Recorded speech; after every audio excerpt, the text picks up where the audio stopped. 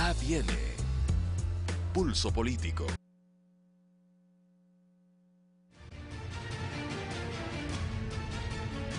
Muy buenas noches, amigos televidentes, bienvenidos a Pulso Político.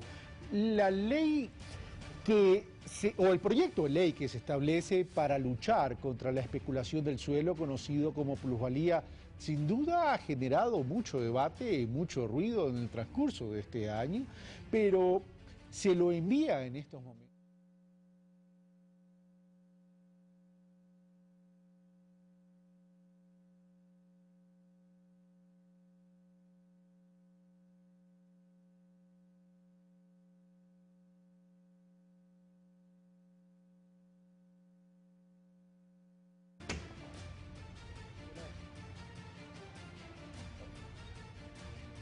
Pero ¿qué persigue este proyecto de ley realmente en términos de generar cierta equidad en el acceso a la vivienda de parte de los ecuatorianos?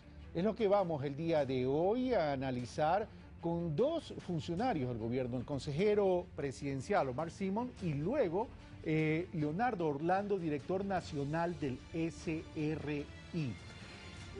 Vamos a tener, y advierto el día de hoy, una explicación de la ley, y a semana siguiente, el próximo martes, vamos a tener un debate sobre cuán eficaz es esta ley con los distintos actores que están hablando a favor y cuestionando este proyecto de ley.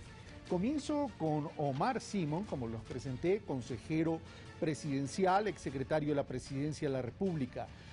Omar Simón, este proyecto de ley, ¿qué persigue realmente? Porque algunos analistas, especialistas y algunos sectores de la oposición lo que dicen es, está orientado a desacelerar la inversión inmobiliaria en el país y lo que va a perjudicar es al cubrir el déficit de vivienda en el país. Omar Simón, buenas noches, bienvenido. Sí, buenas noches, Carlos, buenas noches a los televidentes. A ver, yo parto diciendo que no es una ley que perjudique absolutamente a nadie.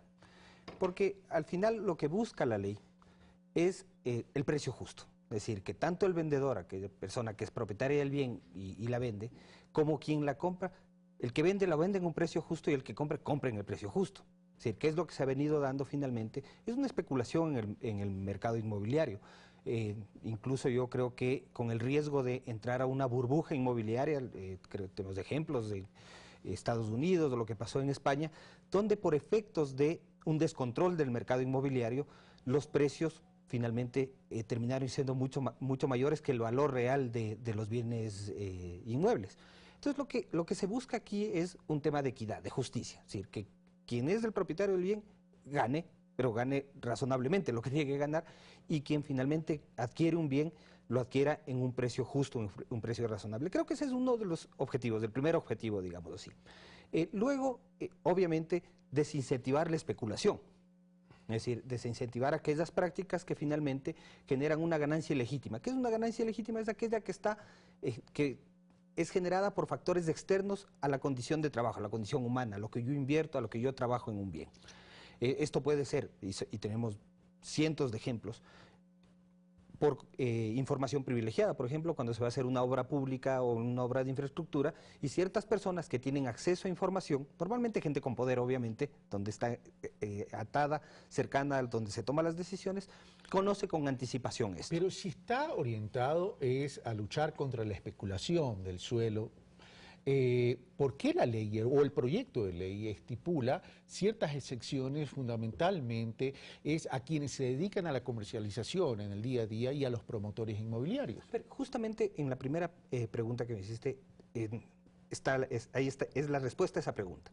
Es decir, no se trata, lo que se pretende es que la ley también incentive la construcción, incentive el que se generen viviendas, del que se construyan viviendas. Entonces, ¿por qué se exonera a los promotores inmobiliarios? Justamente para incentivar la construcción, para que haya más viviendas y más gente tenga acceso. Es un país donde el 39% de las familias no tiene una vivienda propia, y la mayoría de esa gente no puede acceder a una vivienda propia porque los precios de las viviendas son extremadamente altos y se les hace imposible acceder. Entonces, ¿por qué se exonera a los inmobiliarios? justamente para incentivar la construcción, incentivar que haya más construcción y por ende más acceso a la vivienda de parte por la ciudadanía. ¿Esta ley permite también o está orientada a sincerar los catastros de los municipios? A ver, esto debería ser un hecho natural. Ahí viene una explicación al por qué la primera venta no estaría grabada. Y la primera venta nos referimos a aquellas ventas que se hagan luego de que la ley entre en vigencia de aquellos bienes que han sido adquiridos antes de la vigencia de la ley. ¿Qué es lo que pasa? Tuvimos un proceso, por ejemplo, el tema de la dolarización, que pulverizó el sucre y pulverizó los precios de los bienes. Es decir, si nosotros tomamos el catastro o tomamos la compra que hizo una persona antes de la dolarización, obviamente el valor que está registrado sobre ese bien es absolutamente ínfimo. ¿Qué es lo que sucedería si es que esa primera venta es gravada? Que la diferencia entre el valor de la compra y el valor de la venta del bien sería diametralmente, sustancialmente distinta, extremadamente alto. Entonces, esto finalmente castigaría. Tenemos otra cosa adicional, que fue una práctica durante muchos años en el país de subvalorar los bienes. Es decir, de registrar el precio supuesto de mercado, no el precio real con el que se hizo la transacción o se hizo la compra, sino un precio justamente con la intención de pagar menos, ¿no? Finalmente los catastros. Y ahora, adicionalmente, también es bueno que se sincere el catastro, es decir, que se paguen los impuestos que tienen que ser, porque al final los impuestos se revierten en obras para los mismos ciudadanos. Ahora, pero se estipula también, a ver, pongamos el ejemplo de la ciudad. Una ciudad tiene límites urbanos y también tiene ciertos límites rurales, ¿verdad? En la ley se contempla también el tema rural. ¿Por qué se lo contempla en esta ley cuando ya hay una ley de tierras y hay otros mecanismos legales que pueden apropiarse, que ya de hecho se apropia la plusvalía, pero sin embargo en esta ley se lo considera? A ver, básicamente aquí hay un hecho cierto. Por ejemplo, el cambio de tipo de uso de suelo. Es decir, esta decisión que tienen finalmente las municipalidades de cambiar una tierra de rural a urbana, o de industrial a residencial, o de residencial a comercial. Todos estos factores son decisiones políticas que generan incremento en el valor de un bien, sin que para esto haya mediado ninguna acción de la persona en la transformación de ese bien, sin que haya mediado ningún trabajo. Entonces, ahí está justamente lo que se trata de regular.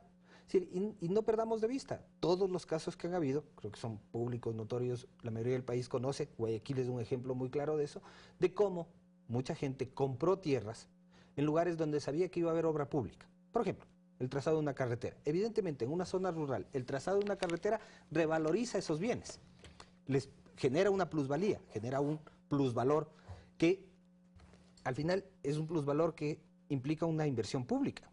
Y que esa inversión pública tiene que revertirse a la municipalidad, a las instituciones públicas, para efectos de la obra pública. El tema de la plusvalía, por si acaso, no es un tema de un debate actual exclusivamente. Hay en otros países. Si revisamos, en el siglo XIX en París se hizo captura de plusvalía por la obra pública, justamente en la perspectiva del desarrollo de la ciudad. Hay en otros países existe y de hecho hay una ley de plusvalía vigente en este momento. Pero vamos a lo siguiente porque yo tengo una inquietud. Supongamos que esto que está aquí son los límites de la ciudad. ¿Me enfocan, por favor? ¿Me pueden enfocar? Ya. Supongamos que aquí este es el límite de la ciudad. Y en este cuadro pequeño hay alguien que compró porque tiene información privilegiada y aquí concentra tierra, la pone a engordar para luego tener mejor precio. Pero esto de aquí no lo hace un comprador de un departamento, lo hacen grandes inversionistas. Sin embargo, la ley establece un mecanismo de plusvalía orientado al comprador del departamento y no a aquel que concentra la tierra. A ver, el que paga la plusvalía es del vendedor primero. O sea, y eso tiene que quedar absolutamente claro, porque igualmente en las prácticas de estas extrañas que han sucedido, hacen que el comprador pague la plusvalía. El que paga la plusvalía es el vendedor, es el dueño de la tierra, es quien está transfiriendo el bien. Él es del que finalmente saca un beneficio. Es decir, el comprador compra para vivir, para usar ese bien, pero quien está vendiendo y quien está ganando es el que vende. Ahora, seamos claros, es decir, hemos hecho varias investigaciones, hemos revisado mucha información. Primero, la vivienda social no genera una plusvalía o no una plusvalía alta. Lo que son departamentos, los departamentos todas las investigaciones dan cuenta de que un departamento, es decir, en una construcción de altura, tiene como máximo un incremento de su valor anualmente de 6%. Es decir, la ley incluso está reconociendo más allá de lo que de la plusvalía real que está generando Para ahora. efectos de cálculo está reconociendo la tasa pasiva del Banco Central. Claro, que en este promedio 7.52. 7.5. Entonces, no es verdad que una persona que tiene un departamento finalmente se va a ver afectado por esto. No es real. A lo que normalmente la obra pública le imprime un valor adicional es a los terrenos, a la tierra. El encarecimiento de la tierra encarece a su vez la construcción. Y ahí es donde viene el tema de los promotores inmobiliarios. El promotor inmobiliario para construir tiene que comprar tierra. Y muchas veces el que tiene la tierra pone unos precios tales que es o imposible construir o ese valor se transfiere al bien finalmente que se construye sobre esa tierra. Al quien tiene la tenencia de la tierra, el proyecto de ley no lo castiga. No. A ver, al promotor o al constructor. Es decir, aquel que Pero el promotor adquiere para construir. Tú mismo me acabas de decir en este momento que el promotor tiene que comprar la tierra o tiene que llegar a determinado acuerdo con alguien vía permuta donde ya la tierra puede tener un valor alto base, lo cual dentro de la estructura de costo hace que la unidad de vivienda llamada departamento tenga también un valor alto. Entonces, al quien hay que castigar realmente es a quien engordó la tierra. Por supuesto, es que justamente él es quien finalmente al transferir el bien, ¿no es cierto? O al poner en un fideicomiso o al ponerlo como acción dentro, como parte del proyecto inmobiliario, él sí tiene que pagar impuestos. Es decir, aquí no... el momento que lo transfiera al fideicomiso o que constituya el fideicomiso. Por supuesto. Tiene que pagar. El momento que simplemente permuta. Exactamente, tendría que pagar el impuesto porque el impuesto sobre la tierra sí está, sigue estando. Entonces, esto lo que va a permitir finalmente es transparentar primero los precios. Es decir, impedir y además desincentivar un crecimiento desmedido de los precios. ¿Y cómo asegurar, Omar Simón, que pague ese impuesto de la plusvalía al vendedor y no al comprador? Porque en la práctica el vendedor lo que dice es, no te firmo la escritura, igual tú me lo tienes que reconocer. Bueno, pero ahí hay dos interesados. El uno está interesado en comprar y el otro está interesado en vender. Entonces, finalmente, ese interés es el que va a solventar esta problemática. Pero la gente tiene que estar consciente, la plusvalía no la paga el comprador. No la paga el comprador, ni ahora ni antes, ni con esta ley ni con la anterior. No debería pagarla.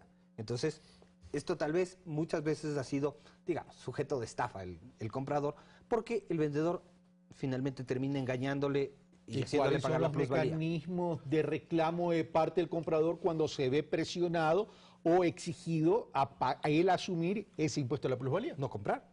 No, pero no solamente no comprar, sino también debería haber un mecanismo de denuncia. Yo creo que al promotor inmobiliario le interesa vender. Y esa venta finalmente no está grabada, la venta del inmueble. Entonces no hay una transferencia de plusvalía. Es decir, no es que va a pagar plusvalía porque él construye y vende. Entonces no hay esa transferencia. Al propietario de la tierra sí, él sí tiene que pagar el impuesto. Él sí tiene que pagar impuestos sobre la plusvalía de la tierra. Entonces, creo que está bastante bien regulado, bastante bien entendido el tema y entendamos que el espíritu de la ley, el fondo de la ley, lo que busca justamente es generar unas condiciones razonables en el mercado para que la gente pueda acceder a vivienda. Ok. Omar Simón, muchas gracias por estar en esta primera parte. Más adelante o en otro día, en Pulso Político en Pensamiento Crítico, te tendremos para debatir sobre la conveniencia o no conveniencia de la ley con otros actores. Luego de este primer bloque regresamos con Leonardo Orlando y estén atentos, amigos televidentes, ustedes pueden hacer sus llamadas y consultarle directamente al director nacional del Servicio de Rentas Internos sobre sus inquietudes. Los teléfonos ya se encuentran en pantalla. Regresamos de inmediato.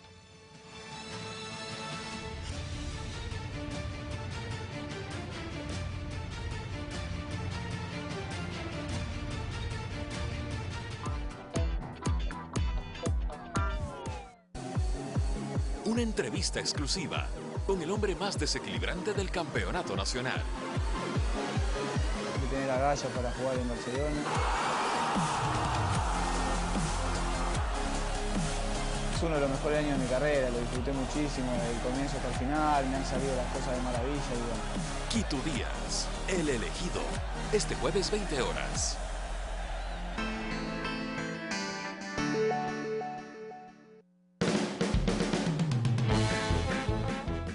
La danza es como el pan, es como el vino, es como el agua. ¿Indispensable? Yo creo que sí. Es necesaria en todas las culturas del mundo. De Contrabando, todos los jueves, 22 horas. Año terrible, 1999.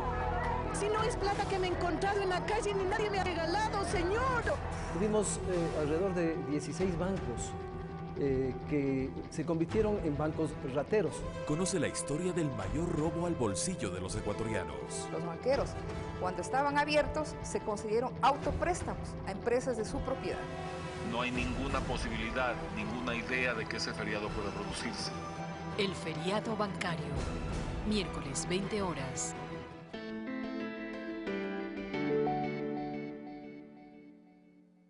No todo el mundo puede ser sonero.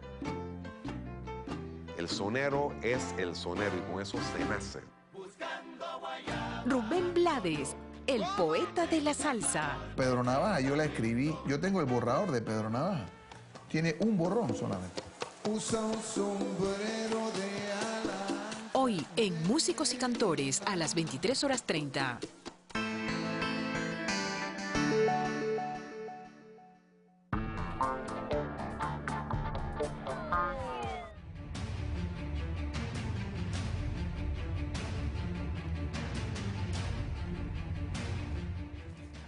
Bueno, estamos de vuelta, ya tenemos la presencia de Leonardo Orlando, director nacional del Servicio de Rentas Internas, con quien durante estos 45 minutos vamos a hacer ciertos ejercicios prácticos para determinar cuál es la afectación en relación a la actual ley en comparación con el proyecto de ley que se está discutiendo en la Asamblea Nacional. Amigos televidentes, como lo mencioné, ustedes pueden hacer llamadas y hacer consultas directas al señor director del Servicio de Rentas Internas. Voy a pedir a la producción que me mantenga los números telefónicos en la pantalla, los caracteres en la parte inferior de la pantalla, para que los amigos televidentes puedan conocer las líneas y poder contactarnos aquí en Ecuador TV. Esperemos que las líneas funcionen. Bueno, comencemos. Leonardo Orlando. Se dice que esta ley hace que o afecta a todos los ciudadanos y eso se ha repetido en muchos espacios de medios de comunicación. ¿Esta ley, pregunto, afecta a todos los ciudadanos? Buenas noches, Carlos, y a todos los televidentes. Afecta positivamente a todos los ecuatorianos porque lo que busca esta ley es desincentivar la especulación en el valor del suelo, que no es una mercancía cualquiera. Nosotros estamos garantizando que haya oportunidades con esta medida, que haya oportunidades para quienes hoy no tienen una vivienda, que son cerca del 40% de las familias ecuatorianas que no tienen una vivienda propia. Y si no garantizamos que haya un control de la especulación del suelo, el sueño de muchas familias, de cientos de miles de familias ecuatorianas, no va a poder cumplirse, porque si los salarios acabamos de observar con beneplácito todos los ecuatorianos que por primera vez en cerca de 2 décadas se pusieron de acuerdo tanto los empleadores como los trabajadores para llegar a un incremento del salario para el año 2017 de $9, que significa un crecimiento de menos del 2.5%.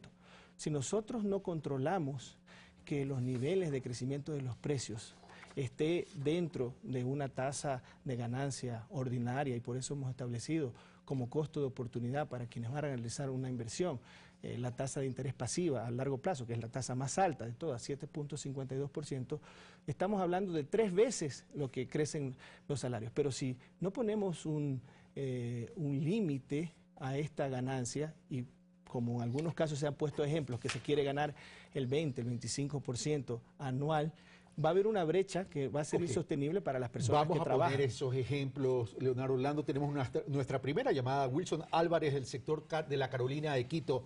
Wilson, muy buenas noches, gracias por contactarnos. ¿Cuál es su inquietud? Sí, buenas noches, mucho gusto.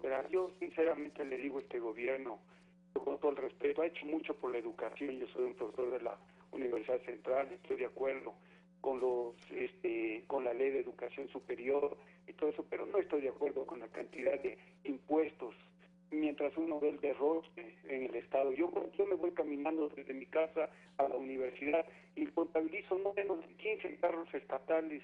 Yo camino, soy un profesor que tengo un doctorado en física nuclear. ¿Y por qué los funcionarios públicos no pueden caminar a usar el transporte público? Con todo gusto pagar impuestos y que se ponga, pero uno ve un derroche, ve los funcionarios del gobierno que hablan de educación pública, sin embargo, lo tienen a sus hijos en colegios privados. Deberían usar los servicios públicos, con todo respeto. Ok, está bien. Wilson, ahí está su opinión. Su opinión está clara. Que es mucho impuesto y para un derroche brutal en el Estado. Wilson, su opinión está clara, pero ¿tiene alguna inquietud con relación a este proyecto de ley? La manera de incentivar la inversión, con todo respeto, es quitando impuestos y no incrementando. Okay. Uno cada día que asoma con corrupción en el gobierno, lo tapan con más y más. Gracias, Wilson Álvarez. Bueno, más que una inquietud, tiene una opinión muy clara el ciudadano Wilson Álvarez del sector Carolina en Quito. Pero pongamos un ejemplo. Si yo el día de mañana compro una vivienda en $50,000 y la vendo en 10 años, en relación a lo que es la ley vigente de plusvalía y en relación al proyecto de ley, ¿cuál es la evolución o cuál sería el impacto? Bueno, nos faltaría una variable, el valor o el crecimiento de los precios. Tenemos los años, podemos acceder a la calculadora del SRI. En el ejemplo que usted plantea, estimado Carlos, estamos hablando de 50.000, que estaríamos hablando de departamentos o casas que están comprendidas dentro de los grupos de interés social o prioritario, que es hasta $70.000 y que tienen tasas preferenciales en los créditos hipotecarios, por ejemplo, del BID, hasta el 6%. Entonces, vamos a poner un ejemplo, si en 10 años se duplica este valor, es decir, $100.000, vamos a calcular y vamos a notar la diferencia entre el impuesto actual que va a aplicar, vale hacer la precisión, para la primera venta y a partir de la segunda venta, es decir, quienes realicen transacciones después de la vigencia de la ley, es decir, compran y venden, van a aplicar recién el nuevo régimen a partir de la segunda venta de un bien inmueble. En el régimen actual pagaría $2.500 y en el régimen propuesto pagaría 0. Es decir, podría ganar incluso algo más, podría ganar como ganancia normal $53.000 más hoy ya serían los $9.000. Es decir, que podría vender ese bien inmueble en $112.000 y no pagaría nada de impuestos. En este caso concreto vemos que en 10 años se puede duplicar el valor, quizás en este caso concreto a los 9 años ya se podría duplicar el valor y no se paga nada del impuesto. ¿Qué pasa si la vendo antes de los 10 años con esas mismas variables? Si la vende antes de los 10 años. Pongamos a los 6 años. A los 6 años. Algo que no es usual, pero vamos ahí en esos casos, aquí sí tenemos una ganancia extraordinaria. Usted pagaría en el impuesto actual $3.500 y en el impuesto propuesto pagaría algo más de $10.000. Pero esto realmente sería algo totalmente atípico, porque el tiempo promedio de los créditos hipotecarios en el Ecuador, hoy 7 de cada 10 créditos hipotecarios, algo más de 7 de cada 10 créditos hipotecarios los coloca el BIES. No sé si podamos mostrar esta tabla de los plazos de vigencia. De 1 a 5 años los créditos hipotecarios no llegan al 1%. Aquí está redondeado en el 1%. La mayoría de créditos, el 88% de los créditos son por plazos superiores a 10 años y apenas un 12% a menos de 10 años. Pero el plazo de 1 a 5 años es de apenas el 1%. Y no significa que este porcentaje de personas que tienen un crédito en un plazo menor después de pagar su crédito, van a vender enseguida. La mayoría de personas, de ciudadanos y de familias, adquieren una vivienda para el largo plazo. ¿Hay esa estadística como para decir una persona que compra una vivienda no la vende menos de 10 años? Bueno, tenemos el plazo promedio, o sea, mientras usted tiene un crédito hipotecario... es el plazo promedio del crédito. Exacto, pero mientras usted tiene un crédito hipotecario no puede enajenar el bien. Entonces estamos hablando de que al menos en el promedio deberían superar los 16 años. Vamos a otro ejemplo. Bueno, antes de ir a otro ejemplo, vamos con Patricio Carrillo de la ciudad de Guayaquil. Patricio, muy buenas noches, gracias por llamarnos. ¿Cuál es su inquietud? Hola. la ley afecta solamente al 1%. Bueno, sí, Patricio, lo estamos escuchando. parece que hay muchas personas en nuestro medio que no han leído la historia de Donald Trump.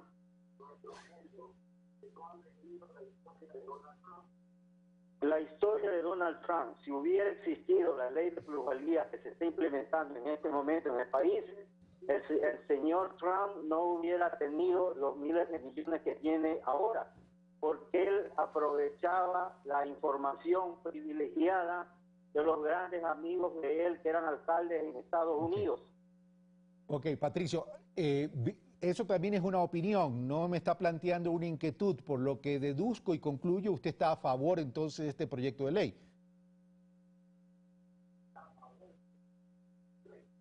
Así es. Ok, gracias Patricio Carrillo. Bueno, continuemos. Cuando Leonardo Orlando me dice no afecta a toda la ciudadanía y más bien la afecta positivamente y me saca estadística del Banco del Instituto Ecuatoriano de Seguridad Social, debo entender entonces que este proyecto de ley se construye a partir de la estadística del Banco de Seguridad Social, ya que da 7 de cada 10 créditos. Y digo esto por lo siguiente, porque el 94% de las operaciones que da el Banco del Instituto Ecuatoriano de Seguridad Social están entre los 25.000 y los 100.000 dólares. Es básicamente a esa base estadística que se sustenta este proyecto de ley. Bueno, la mayoría de viviendas que accede de la población ecuatoriana están por debajo de los 100.000 dólares, usted lo ha ratificado, y la mayor parte está incluso dentro de los límites establecidos como de vivienda prioritaria. Tenemos dos segmentos, vivienda hasta 40.000 dólares y vivienda hasta 70.000 dólares.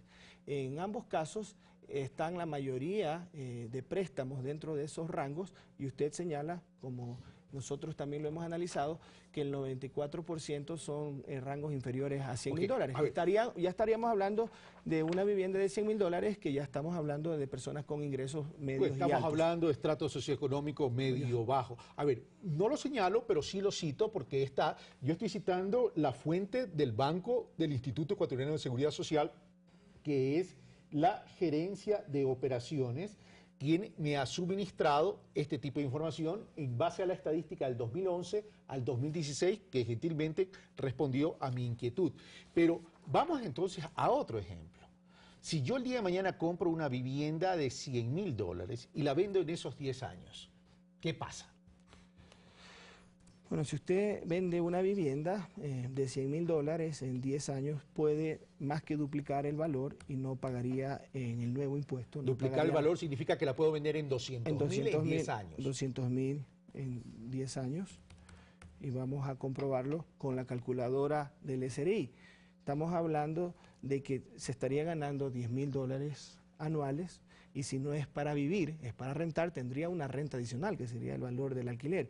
Con el régimen actual pagaría 5.000 dólares y con el régimen propuesto no pagaría absolutamente nada. Y podría obviamente todavía venderla a un valor mayor. La ganancia normal que sale calculada sería 106.000 dólares y todavía queda la franja exenta. Entonces podría venderlo en más de 210.000 dólares y no se pagaría nada. Estamos hablando de que en 10 años, que está bastante por debajo del promedio de permanencia, porque estamos tomando como referencia los créditos hipotecarios, que es una información oficial, y son 170.000 operaciones, que es una buena muestra. Pero realmente, incluso aquellas personas que no han adquirido con crédito, el tiempo de permanencia realmente supera los 16 años. Esto es un tiempo promedio, porque los ejemplos que se han querido plantear por parte de algunos actores políticos darían cuenta que una vivienda se cambia antes que un vehículo, y eso no pasa. Esto es un tema extraordinario, y si tienen la posibilidad algunos ciudadanos de tener una segunda vivienda para obtener una renta, hay que sumarle adicionalmente los rendimientos de ese alquiler, que dependiendo de la ciudad, dependiendo del tamaño del departamento, generan una renta importante a la que se suma la plusvalía cuando vendan el departamento. Voy con Víctor Vázquez de la ciudad de Ambato. Víctor, buenas noches. Su inquietud, por favor.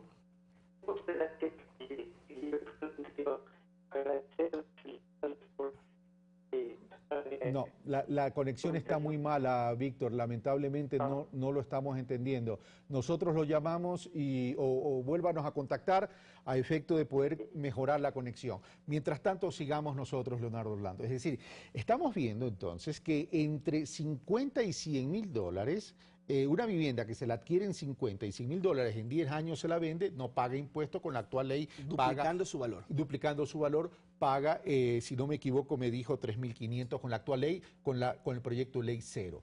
Entre 100 y 200 mil tampoco con el proyecto de ley estaría pagando el impuesto a la plusvalía. Vamos con un ejemplo de 200 mil dólares. Bueno, vamos con un ejemplo de 200 mil dólares. No sé si quizás podamos poner, si usted me lo permite, Carlos, para que la ciudadanía se sienta más identificada, poner un ejemplo más cercano al tiempo promedio de permanencia de los bienes inmuebles. Hagamos los dos ejemplos, uno primero con 10 años y luego vamos con 16 años, que es el tiempo promedio de permanencia según lo que ustedes han estimado con el promedio del plazo del crédito. Ya, entonces vamos a poner 10 años y vamos nuevamente a poner el doble de su valor, 400 mil dólares. Estamos hablando de una ganancia de 20 mil dólares por año. Y en el impuesto actual pagaría 10 mil dólares y en la nueva propuesta pagaría cero de impuesto. Es decir, podría incluso venderlo a 420 mil dólares porque le permite ganar 212 mil dólares y todavía queda la franja exenta de 9 mil dólares. Sin contar que hubiera sido una inversión para tenerla en renta. Sin contar que adicionalmente, si es que tiene ya vivienda, esa persona puede, estamos hablando de una vivienda de 200 mil dólares aquí en Quito, en el sector de La Carolina, por un departamento pequeño, una suite pequeña de menos de 80 metros cuadrados, se paga entre 500 y 600 dólares de alquiler. Esa es la realidad del mercado inmobiliario para la renta en la capital de los ecuatorianos. Luego de atender a Raúl Pasquel de Macas, vamos con el ejemplo con las mismas variables, pero a 16 años. Raúl Pasquel, muchas gracias por llamarnos. Su inquietud, por favor. Muy concreto. Lo escuchamos. Compró el terreno en 10 mil dólares, una casita sencilla. Gastó 10 mil en la construcción, más mejoras, veredas, medidor eléctrico, medidor de agua, etcétera. Esa casita con todo llega a costar. ¿Llega a costar cuánto? ¿Cuál es el valor exacto de esta casa y qué debe pagar? A ver, de nuevo Raúl, a ver, usted la compró en 10 mil, ¿hizo mejoras de cuánto? A ver, y compró el terrenito, gasté en 10 mil. Gastó 10 mil en la construcción. Ya 20 mil. 10 mil de mejoras. Después de 10 años, ¿cuánto vale esa casa y qué debe pagar? 10 mil terreno, 10 mil en construcción, 10 mil en mejoras. Y en 10 años sería un costo de adquisición de 30 mil ya ajustado con las mejoras y las adecuaciones. Entonces, podríamos esa casa tranquilamente venderse en 65 mil dólares y vamos a ver el efecto si se vende a más del doble en 10 años. Con el impuesto actual pagaría 1.750 dólares, con la propuesta pagaría 0 dólares. Incluso con 70 mil dólares pagaría. Es decir, 0 si dólares. usted llegase a vender en 10 años, en 70 mil dólares la casa que le costó 10 mil de terreno, 10 mil de construcción, 10 mil de mejoras, con el impuesto vigente pagaría 1.750, con el proyecto de ley, de acuerdo al director del Servicio de Rentas Internos, no pagaría nada Raúl Pasquel. Espero que tenga claro ya. A ver, Alejandro Guevara de Cotacachi. Alejandro, muy buenas noches. Su inquietud, por favor. Buenas noches. Aquí escuchando su programa.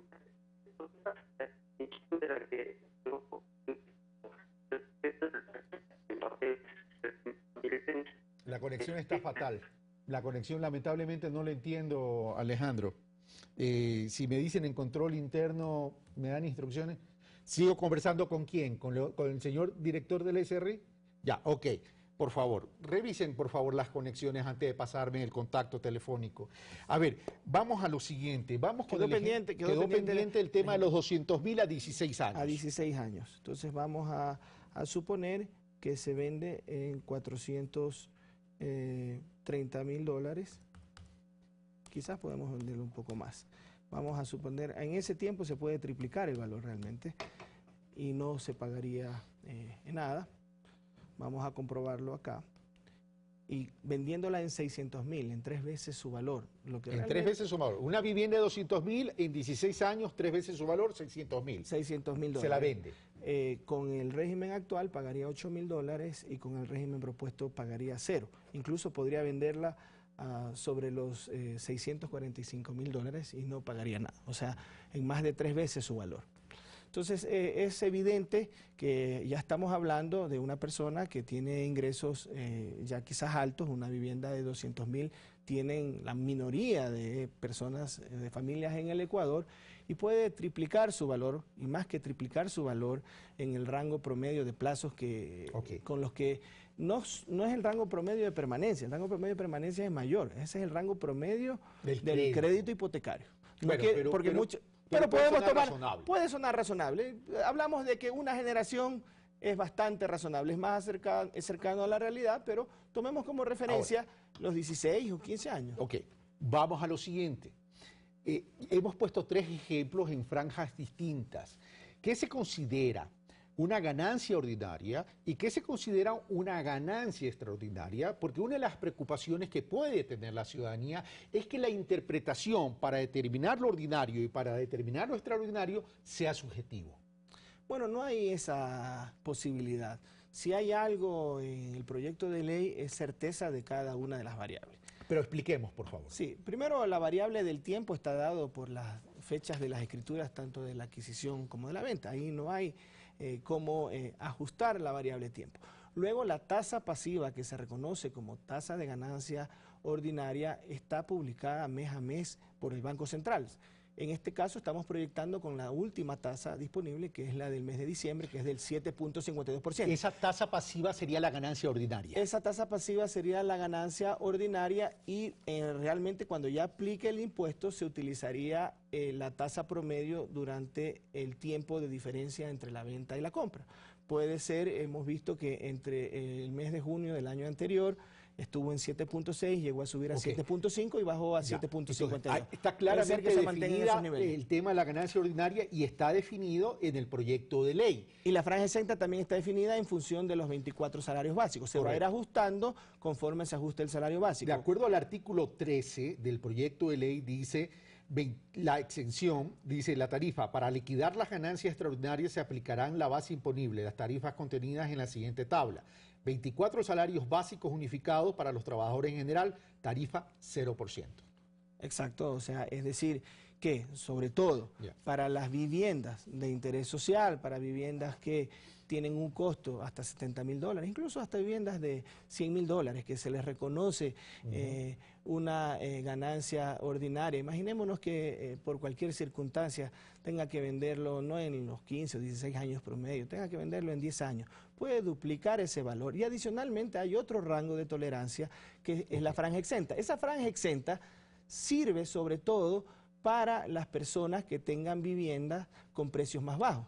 Para una vivienda que se va a vender con una ganancia obviamente exorbitante, la franja exenta no va a tener ninguna incidencia o no va a tener un peso mayor. Pero si estamos hablando de viviendas a las que acceden la mayoría de los ecuatorianos, que están por debajo de los $100.000, esos $9.000 son significativos y son adicionales a una tasa de ganancia que implica el costo de oportunidad al momento de hacer una inversión, entre invertir a plazo fijo e invertir en un bien inmueble. Pero recordemos que realmente para la persona que adquiere una vivienda, en la mayoría de los casos lo adquiere para ocuparla con su familia. Es decir, es una persona que está teniendo un beneficio neto de que dejar de pagar un arriendo. Hay miembros de la clase media que adquieren una segunda vivienda y que lo tienen como inversión para engordar su patrimonio y asegurar su vejez. Y van a tener una renta por el arrendamiento y cuando tengan la necesidad de venderlo para comprar otro bien inmueble, se les va a reconocer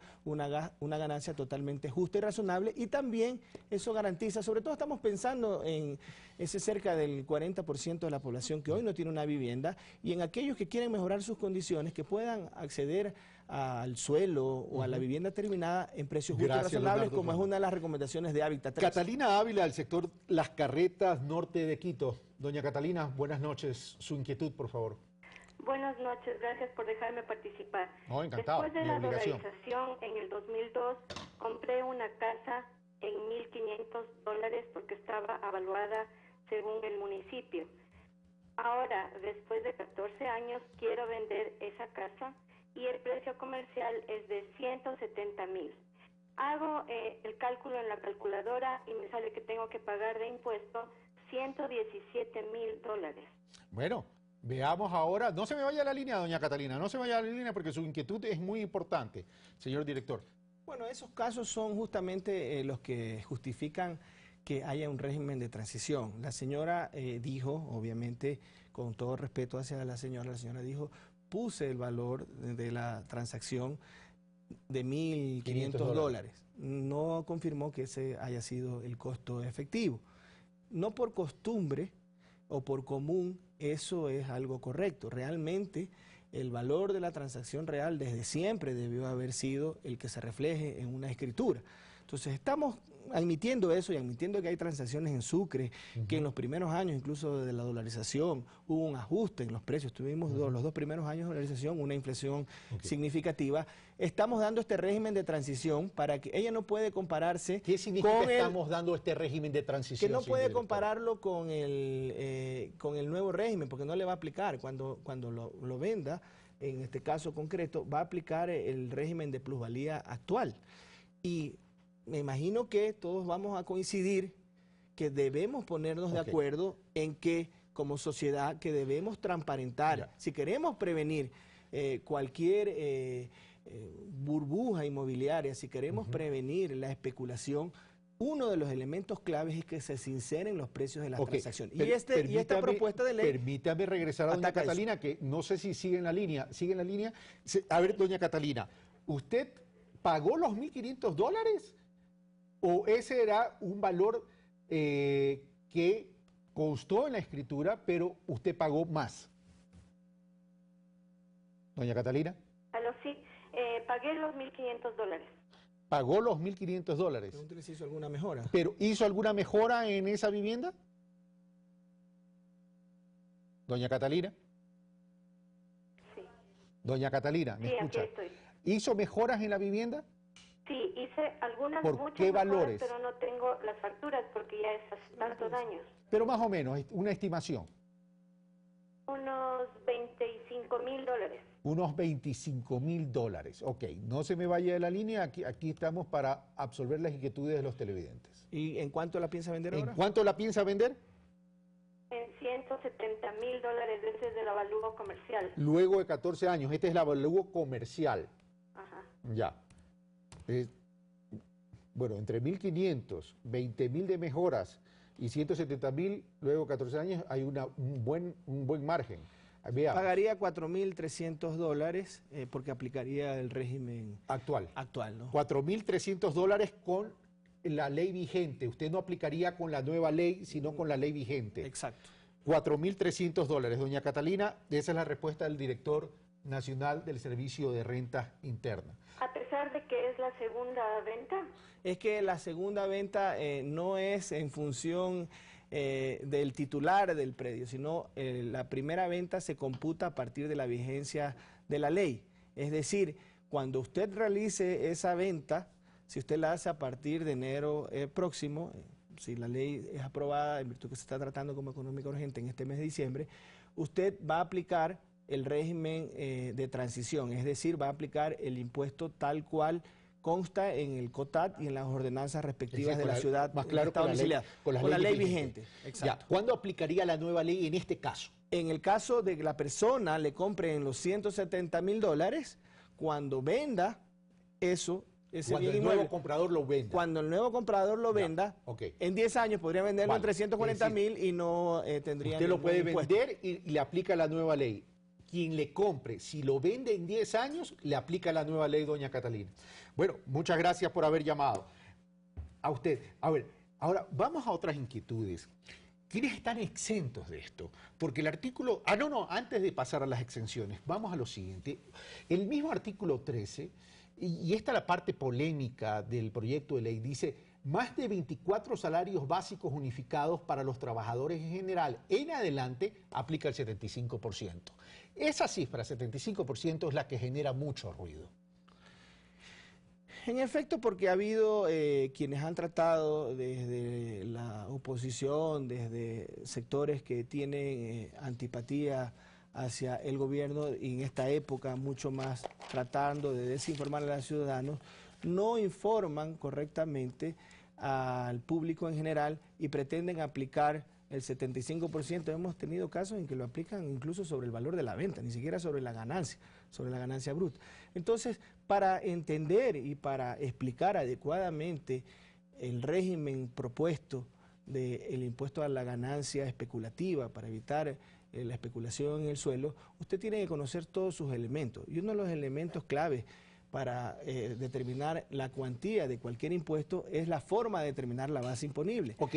¿Sobre qué base aplicaría este 75%? Evidentemente no es sobre el precio de venta.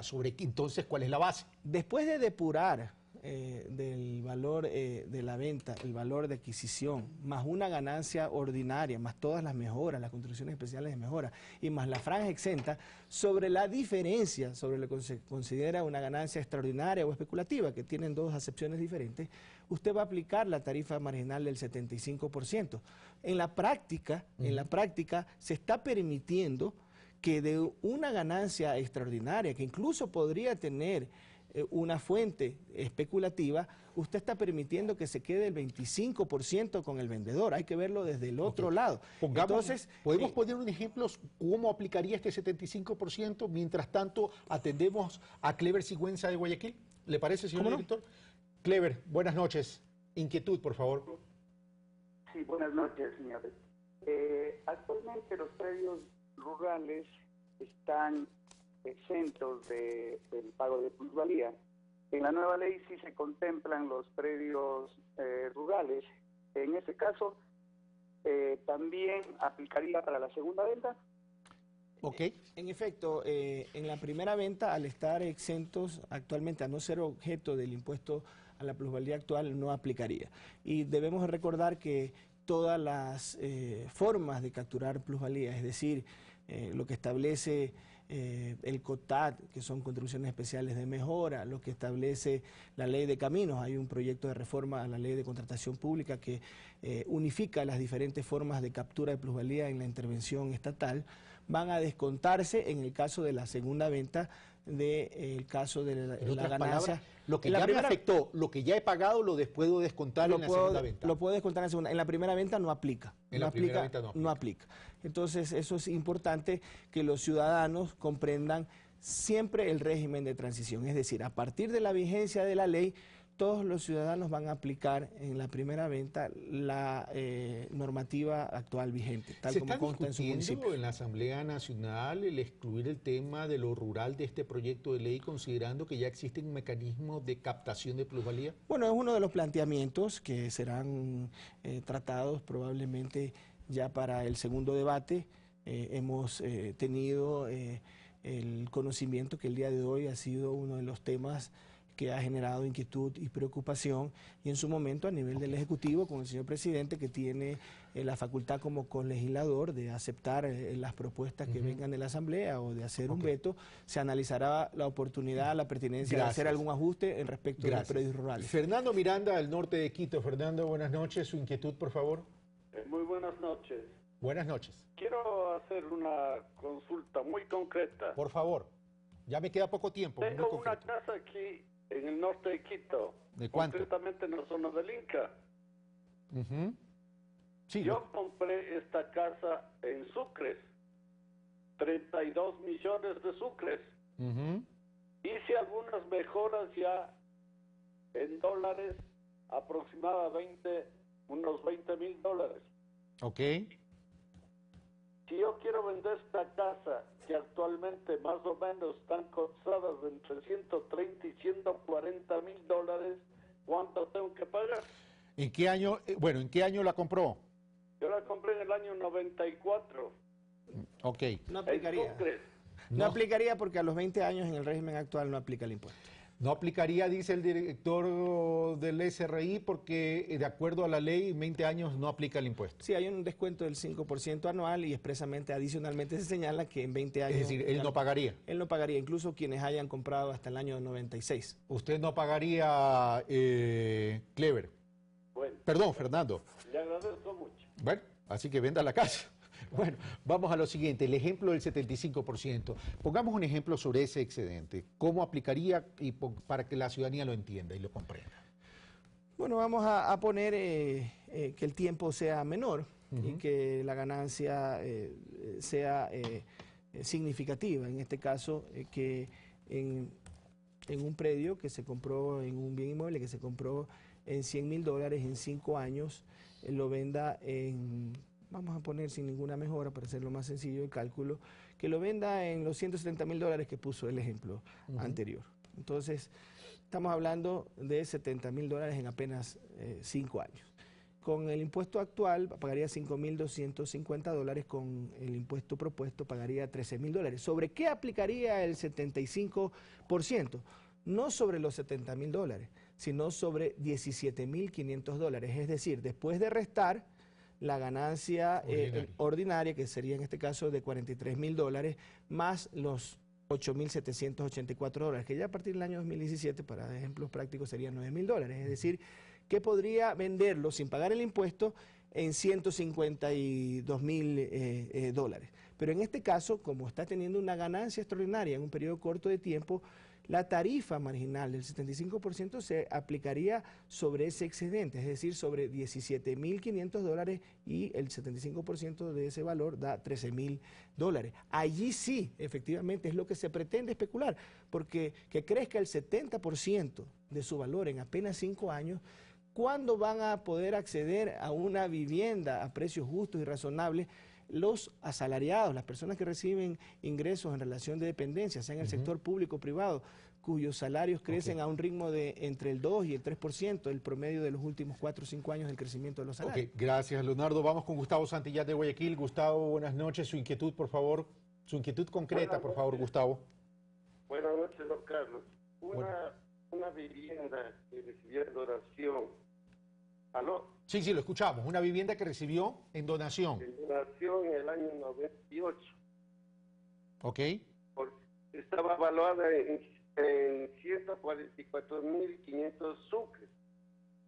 ¿Ya? Y hoy estaba allá en la casa, ya no existe porque era una casa antigua. Lo que solo existe el terreno. ¿Cuál es la inquietud? Entonces, si es que ahorita estamos $150,000. El terreno, $150,000. $157,000. ¿Ya? Queremos vender, es decir, ¿cuál sería el impacto? Ok. La casa que la compró en 144,500 sucres, ya no existe la casa, pero existe el terreno valorado en 157,000, y si la vende en $300,000, ¿cuál sería el impacto? El terreno. El terreno en 300,000, no en los 157,000. Bueno, para empezar, se aplica un descuento del 5% anual sobre la utilidad. Prácticamente va a tener un valor de adquisición muy bajo, que no llegará en $1,000. Estamos hablando, en este caso, sería aproximadamente 25,000 sucres por dólar. Estaríamos hablando de un valor muy bajo en dólares, estaríamos hablando de más de $290,000 de utilidad, pero aplica el 95% del descuento, es decir, aplicaría solo sobre el 5% de esa utilidad. Estamos hablando probablemente, en este caso, de si fuera el 10%, estamos hablando de cerca de $30,000 sobre $15,000. Aplicaría el 10%, alrededor de $1,500. $1,500 tendría que pagar. $1,500 aproximadamente. Ok. Bueno, sigamos con lo siguiente. El factor tiempo es muy importante en cualquiera de los dos regímenes. En el 1 porque hay un descuento del 5% anual en el régimen vigente, y en el nuevo impuesto porque se reconoce una tasa de ganancia ordinaria del 7.5% con un interés compuesto. O sea, está claro que en un promedio de 10 años para arriba, tranquilamente se puede más que duplicar el valor, si es 15 años triplicar, si es 20 años cuadruplicar el valor, y no se paga nada. Ok, vamos a lo siguiente, las exenciones. ¿Cuáles son las exenciones que contempla la ley? Bueno, las exenciones que contemplan la ley son a las herencias, a las donaciones y también, por ejemplo, una importante es al sector inmobiliario, pero no al que se dedica. El sector inmobiliario debe entenderse aquel que construye y vende viviendas terminadas, no aquel que solo compra terrenos para vender. Eso es un corretaje de bienes raíces, no tiene nada que ver con el desarrollo de un proyecto inmobiliario donde hay que hacer una inversión de riesgo, hay que endeudarse, y que en este caso quienes construyen viviendas para su venta, como es una actividad habitual, ordinaria, pagan el impuesto a la renta, que como ustedes conocen en sociedades es del 22% sobre la ganancia y en personas naturales hasta el 35% de tipo marginal máximo. De acuerdo al artículo 11 que indica transferencia de bienes inmuebles que no son objeto de esta disposición, dice, no son objeto las transferencias de dominio de bienes inmuebles por sucesiones por causa de muerte, donaciones, rifas y sorteos, o remates o ventas realizadas judicialmente o por instituciones del Estado. Pregunto, si yo tengo una vivienda, fallezco y esa vivienda entra a la sucesión, significa que no hay impuesto por concepto de la transferencia en términos de plusvalía. No habrá el impuesto, ni tampoco si es una donación a sus familiares, tampoco habría el impuesto. Si hay una donación a sus familiares. Bueno, no precisa que sea a sus familiares, pero es lo más común que se hagan las donaciones generalmente a los hijos o a los nietos. Bueno, me queda 1 minuto 30 segundos para su conclusión, señor director del Servicio de Rentas Internas.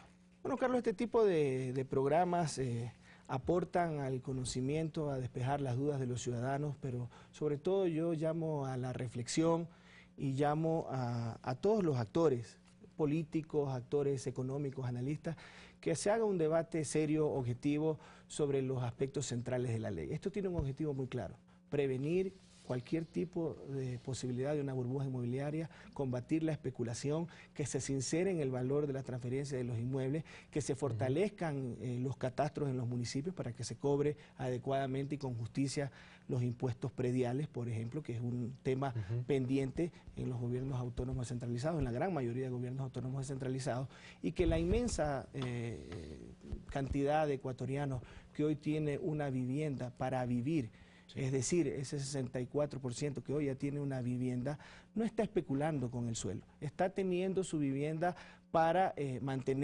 acceder a un derecho, para mantener a su familia, y luego de la venta, después de 16, de 20 años, está comprobado que se puede vender hasta 4 veces su valor y no aplica el impuesto.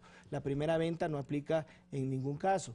Y adicionalmente, estamos pensando en ese 36% de las familias que hoy no pueden todavía acceder a una vivienda, para que accedan a viviendas, a terrenos o a unidades habitacionales ya concluidas a precios justos y razonables. Gracias, Leonardo Orlando. Y ya para terminar, yo quiero hacer énfasis en una estadística que me ha proporcionado el Banco del Instituto Ecuatoriano de Seguridad Social, considerando que los créditos hipotecarios, el BIES, conocido como BIES, otorga 7 de cada 10 créditos hipotecarios en un promedio de 16 años. Promedio, puede ser más, pero el promedio es 16 años. De acuerdo a la estadística que me ha proporcionado entre el 2011 y el 2016, se han realizado 147.775 operaciones de crédito. Me ponchan, por favor. Y estas operaciones, el 94% van desde los $25.000 a los $100.000. Y el 6% van por encima de los $100.000. Ahora, esto en términos de la cantidad de operaciones. Vamos acá más abajo. Ya en montos de crédito, en el mismo periodo entre el 2011 y el 2016, el 83% tiene un promedio o tiene créditos por 25.000, en un rango de $25.000 hasta los $100.000, representa el 83%. Es decir, la mayoría de la población, si adquiere una vivienda y la mantiene por 10 años o más y recién la vende a partir de los 10 años, con el proyecto de ley de plusvalía no pagaría impuesto de plusvalía. ¿Es correcto, señor director? Así es correcto, y si pasan 15 años se puede triplicar su valor, si pasan 20 años puede multiplicarse su valor por 4.